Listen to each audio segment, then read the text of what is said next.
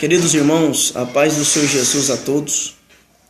É um prazer poder estar aqui nesta tarde, deixando aqui uma palavra da parte de Deus para você que está nos ouvindo aí através do Facebook, através das redes sociais.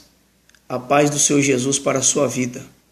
Que Deus possa derramar sobre a sua vida neste dia as suas bênçãos recalcada, sacudida, transbordante e sem medida.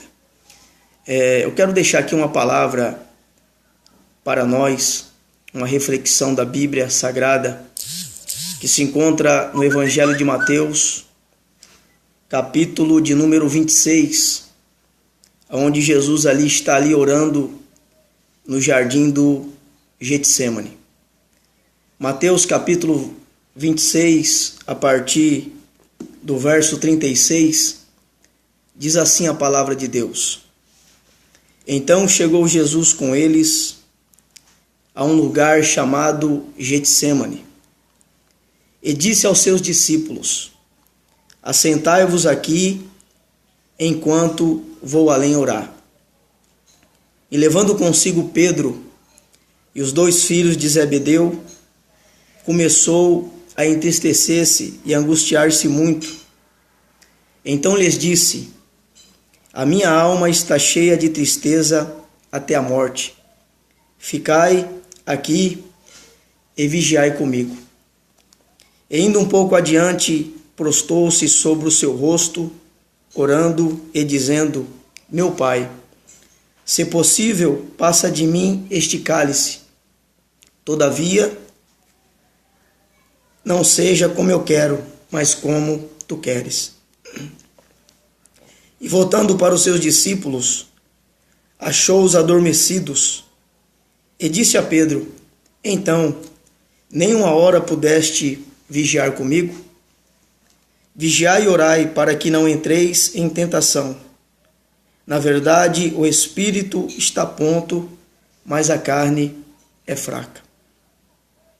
E indo segunda vez, orou, dizendo: Meu Pai, se este cálice não pode passar de mim, sem eu beber, faça-se a tua vontade. E voltando, achou-os outra vez adormecido, porque os seus olhos estavam carregados.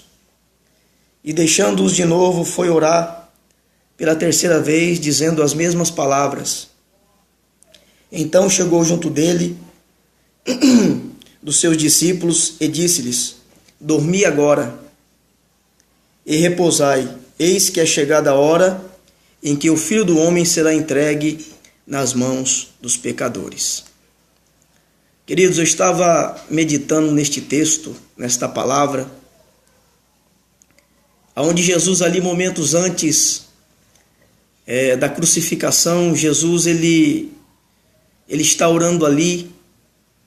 Jesus está ali sentindo que a sua missão, a missão da crucificação, a missão a qual o Pai lhe designou, aonde o evangelista João, no capítulo 3, versículo 16, todos nós conhecemos, aonde expressa ali que Deus amou o mundo de uma tal maneira que enviou seu Filho unigênito, para que todo aquele que crê não pereça, mas tenha vida eterna. E Jesus, sentindo esta angústia na sua alma, sabendo que o seu momento, o momento da crucificação, o momento ali, onde ele seria entregue ali como resgate por mim, pela sua vida, a humanidade estava chegando. Jesus então se retira com os seus discípulos para um lugar chamado Getsemane, o jardim do Getsemane. Alguns estudiosos vão dizer que este jardim, no Getsemane, ele ficava situado no Monte das Oliveiras, próximo a Jerusalém. E Getsemane significa lugar da prensa, lugar onde muitos vão dizer, estudiosos, que ali existiam várias oliveiras, e ali as oliveiras né, as azeitonas eram extraídas das oliveiras e eram prensadas para se extrair o óleo de oliva. É por isso que este nome Getsêmani significa lugar do azeite, lugar da prensa. E Jesus se retira para aquele lugar para orar, porque Jesus tinha o costume de orar. Jesus, você vai ver na Bíblia Sagrada, os evangelistas descrevendo muitos momentos em que Jesus se retirava para estar orando, para estar falando com Deus. Quando nós olhamos para Jesus, irmãos, Jesus foi o nosso maior modelo de alguém que gostava de orar. Jesus foi o nosso maior modelo de alguém que gostava de viver uma vida de oração. E se Jesus, o nosso mestre, gostava de orar e nos deixou o exemplo, foi para que nós também tivéssemos uma vida regada de oração. Há uma frase de um dos maiores homens de Deus da história, se eu não me engano foi Leonard Ravenhill, que diz que nenhum homem é maior do que sua vida de oração. Muitos hoje querem pregar, muitos hoje querem cantar, muitos hoje querem fazer tantas coisas para Deus, mas se esquece da oração, porque é a oração que faz a diferença, irmãos. É a oração que faz a diferença na vida daquele que serve e daquela que serve a Deus. E é interessante que Jesus, quando chega no jardim do Getsêmani, nós vemos que a aflição de Jesus é tão grande que o evangelista Lucas vai narrar dizendo que o sofrimento, a angústia, a aflição de Jesus era tão intensa que Jesus chegou a suar grandes gotas de sangue. A medicina dá o nome de hemaditrose. A hemaditrose acontece quando as veias, os canais que levam sangue se rompem, quando a pessoa sofre uma angústia intensa, uma tristeza intensa, um sofrimento intenso. Isso ocasiona o rompimento das finíssimas veias sudoríparas, causando a mistura entre o sangue e o suor. E foi isso que aconteceu com Jesus. Mas Jesus estava ali orando. Jesus estava ali falando com o Pai. Eu quero dizer para você que está me ouvindo aí, que a oração é o único meio de comunicação entre nós e entre Deus. A comunicação com Deus ainda continua através de joelho no chão. É por isso que a palavra de Deus nos diz em 2 Crônicas, capítulo de número 7, versículo 14, dizendo: se o meu povo, que se chama pelo meu nome, se humilhar e orar, e buscar a minha face, e se converter dos seus maus caminhos, então eu ouvirei do céu, perdoarei os seus pecados e sararei a vossa terra. Eu quero dizer para você que está me ouvindo nesta tarde, você que está triste, você que está angustiado, você que está desanimado, você que está sem forças para estar na casa de Deus, para buscar a Deus, você que perdeu as esperanças, ou quem sabe você que está enfrentando uma provação árdua, um deserto na sua vida, ou quem sabe você que está enfrentando aí um problema no seu casamento, com o seu filho, com a sua filha, que talvez está aí aprisionado pelo pecado. Eu quero dizer para você, continua orando, continua perseverando, continua clamando a Deus, porque Deus irá responder a sua oração. Louvado seja Deus. E é interessante que quando Jesus se retira para aquele lugar, a Bíblia diz que Jesus tomou consigo ali Pedro e os dois filhos de Zebedeu, Tiago e João. Jesus se retirou ali para o Getsêmani, para um lugar reservado, e a Bíblia vai dizer que Jesus falou ali para os seus discípulos: ficai aqui e vigiai comigo, porque a minha alma está triste, a minha alma ela está angustiada. Mas a Bíblia diz que quando Jesus estava orando, o texto vai dizer, nós lemos aqui, que por 3 vezes Jesus voltou e encontrou os seus discípulos adormecidos, dormindo, despercebidos. Até o ponto de Jesus dizer para Pedro: nem 1 hora vocês puderam vigiar comigo. Queridos, nós estamos vivendo um tempo difícil sobre a face da terra. Por se aproximar a volta de Jesus, por se aproximar o grande dia do arrebatamento da igreja, porque eu acredito no arrebatamento da igreja, eu acredito que Jesus vai voltar para buscar a sua igreja, para buscar o seu povo. Muitos de nós estamos desapercebidos, irmãos. O povo de Deus não quer mais orar, o povo de Deus não quer mais pagar um preço, o povo de Deus não quer mais descer à casa do oleiro, o povo de Deus não quer mais orar, irmãos. E a oração, ela é uma arma poderosa que o crente tem que ter. Além da palavra, da Bíblia, da espada que é a palavra, do jejum, a oração, irmãos, é algo primordial na vida do cristão. Eu estava lendo uma frase do pastor W. Tozer, e ele dizia que uma vez perguntaram para um grande homem de Deus o que era mais importante: ler a Bíblia, a palavra ou orar? O que era mais importante, a palavra ou a oração? E aquele grande homem de Deus respondeu: o que é mais importante para um pássaro? A asa da direita ou a asa da esquerda? Isso nos mostra, irmãos, que a oração e a palavra, elas andam juntas, elas andam interligadas. Aquele que prega precisa ter uma vida de oração. Aquele que louva precisa ter uma vida de oração. Aquele que trabalha na obra de Deus, que tem um chamado, que tem uma vocação, ele precisa ter uma vida regada de oração. Jesus gostava de orar. Irmãos, quando eu olho para a Bíblia Sagrada, a gente vê que os grandes homens de Deus da Bíblia e fora da Bíblia, a história da igreja nos mostra homens que tinham uma vida de oração, homens que eram grandes pregadores, grandes propagadores do Evangelho, mas tinham uma vida de oração, uma vida de intimidade com Deus.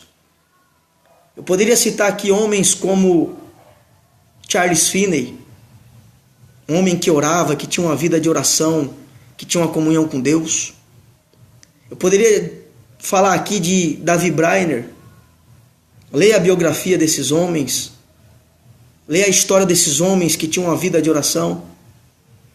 Eu poderia citar aqui, além de Davi Brainerd, Charles Finney, eu poderia citar Leonard Ravenhill, um grande homem de Deus, que tinha uma vida de oração, uma vida irrepreensível. Eu poderia ditar aqui também o grande príncipe dos pregadores, Charles Haddon Spurgeon.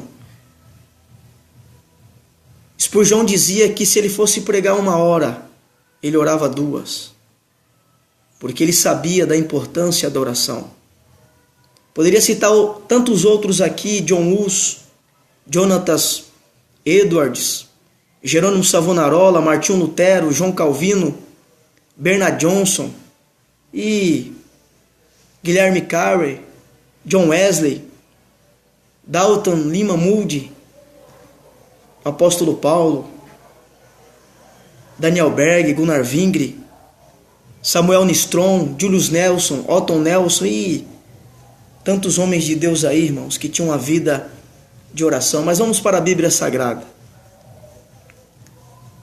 Quando nós olhamos para a Bíblia Sagrada, irmãos, me chama muita atenção o profeta Daniel. A Bíblia vai dizer no capítulo 6 de Daniel, versículo 10, que Daniel, quando soube, olha o que diz, Daniel capítulo 6, versículo 10. Daniel, pois, quando soube que a escritura estava assinada, sabe o que ele fez? Ele entrou na sua casa, e a Bíblia vai dizer que havia no seu quarto janelas abertas para a banda de Jerusalém. E a Bíblia vai dizer que 3 vezes no dia, Daniel se punha de joelhos, orava e dava graças diante do seu Deus, como também antes costumava fazer. Aqui eu cito o exemplo do profeta Daniel, um jovem que estava cativo na Babilônia, longe da sua terra, longe da sua pátria, longe de Jerusalém, vivendo no meio de um povo pagão, no meio dos caldeus, dos idólatras, mas ele continuava a preservar uma vida de oração. Louvado seja Deus. Eu quero dizer para você que está me ouvindo, você que é um servo de Deus, uma serva de Deus, você que é um pastor, você que é um missionário, você que é um evangelista, você que é um presbítero, você que é um diácono, um cooperador, um auxiliar, você que foi chamado para ser membro do corpo. Nós precisamos orar. Nós temos por obrigação ter uma vida de oração. Paulo nos diz, se eu não me engano, é em 1 Coríntios ou 2 Coríntios, não me lembro o capítulo, Paulo fala que as armas da nossa milícia não são carnais, mas espirituais e poderosas em Deus. O apóstolo Paulo vai dizer em Efésios capítulo 6 sobre a armadura de Deus. Paulo diz que a nossa luta não é contra a carne, não é contra o sangue, mas sim contra os principados e potestades, contra os demônios, irmãos. A nossa luta deixa de ser no campo material para ser no campo espiritual. Para você lutar no campo espiritual, você não vai se utilizar de uma espada, de um revólver, de armamentos bélicos. Para você lutar no campo espiritual, você vai precisar da oração, você vai precisar da palavra, você vai precisar do jejum, você vai precisar ter uma vida de santidade na presença de Deus. Louvado seja o nome do Senhor. Então Daniel tinha o costume de orar.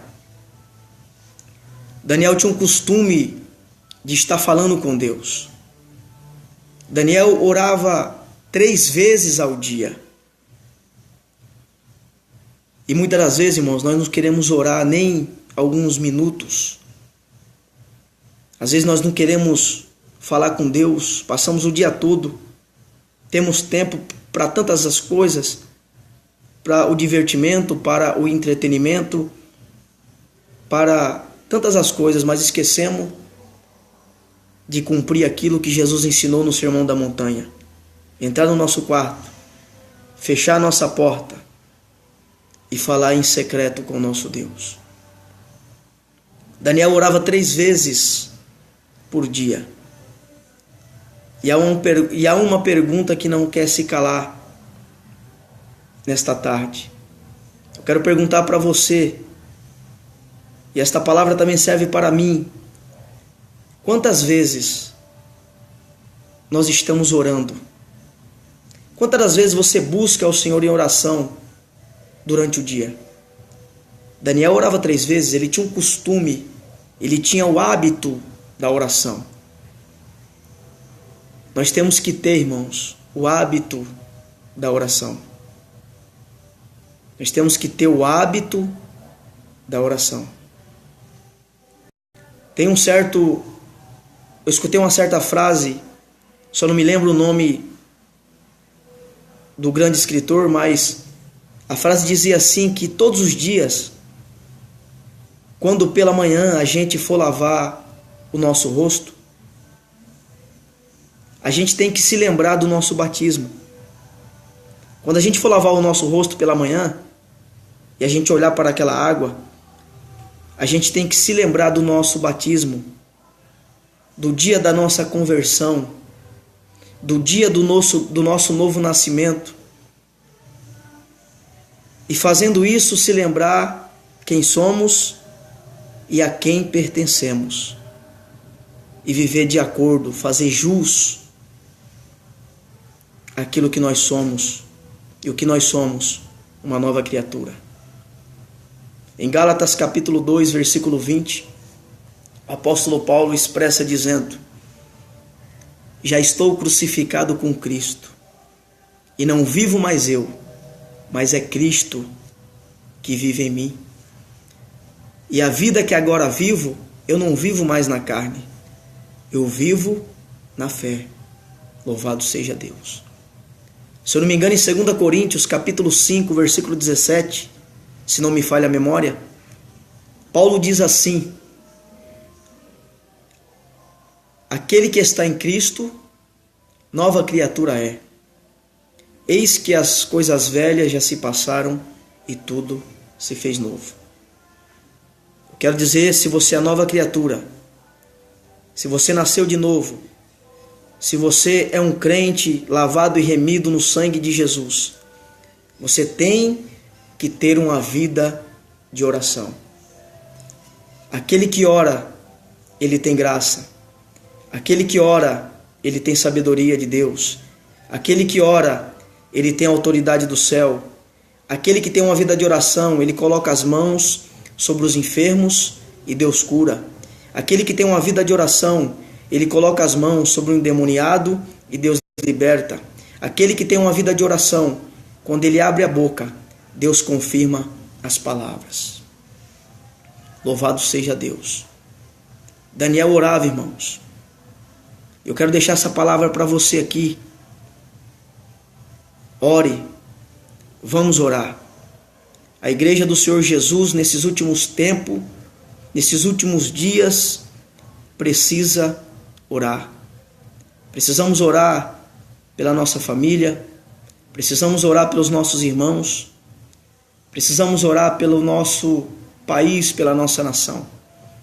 Paulo, escrevendo para Timóteo, Paulo diz que nós devemos fazer orações, intercessões, deprecações, clamar pelas autoridades que estão em eminência, pelas autoridades constituídas, para que nós tenhamos uma vida quieta e sossegada. Vamos orar pela igreja, vamos orar pelos nossos pastores, vamos orar pelos nossos líderes, que Deus venha derramar a sua bênção sobre nós. Eu quero deixar aqui esta palavra para o teu coração. Que Deus abençoe a tua vida. Que Deus abençoe a sua família. Que Deus abençoe os teus projetos, os teus planos. Continua orando. Continua perseverando, porque Deus é fiel. Para terminar, eu quero deixar aqui um versículo em Mateus capítulo 7, do 7 ao 11, que diz assim: Pedi, pedi, e dar-se-vos-á. Buscai e encontrareis. Batei e abre-se-vos-á. Porque aquele que pede, recebe, e o que busca, encontra, e o que bate, se abre. E qual dentre vós é o homem que, pedindo-lhe pão, o seu filho lhe dará uma pedra? E pedindo-lhe peixe, lhe dará uma serpente?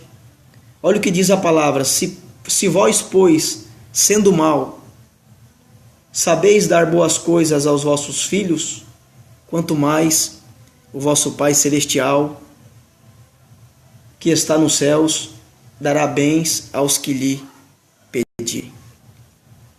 Então, meu irmão, o que Deus tem para você é coisa maravilhosa. Aquele que tem uma vida de oração, ele tem crédito com Deus. Paulo diz para Timóteo: guarda o bom depósito. Aquele que ora, ele tem crédito. Aquele que ora, ele tem credibilidade com Deus.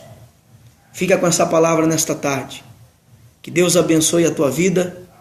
Que o grande amor de Deus, a graça do Senhor Jesus e a comunhão do Espírito Santo seja sobre a tua vida, no nome de Jesus. Amém.